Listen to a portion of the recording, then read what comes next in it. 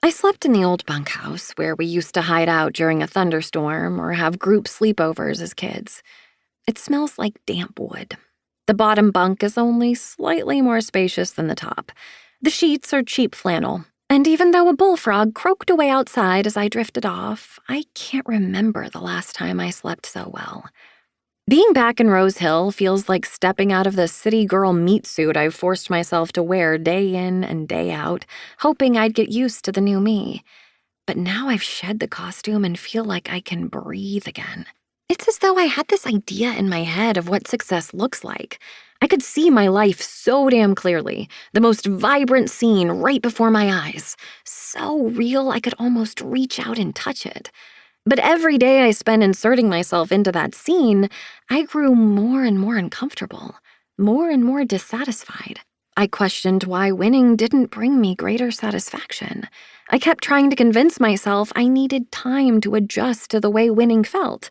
After all, I'd finally gotten what I thought I wanted.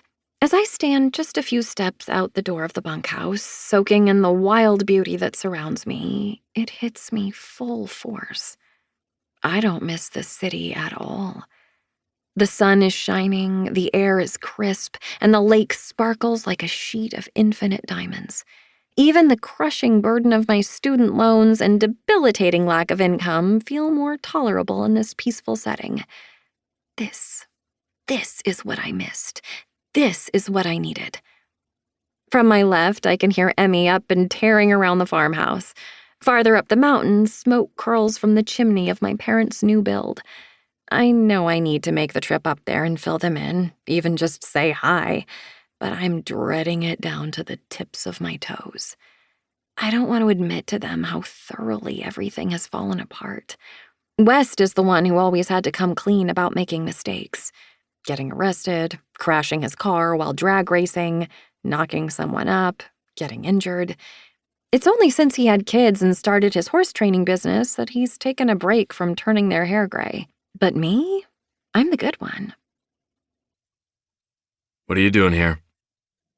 Rosie flips her head around from where she sits at the end of the dock, clearly startled by my arrival. Enjoying the view? I wanted peace and quiet to clear my head tonight. I know that with Rosie here, I'll get neither. I look beyond her at the darkened lake. Without the scattered glow from the solar lights dotting the pillars, it would be pitch black out over the water. But I know the view well, given that this dock sits near the property line between my and West's houses. Even though there's nothing visible on the horizon right now, I can envision it almost perfectly.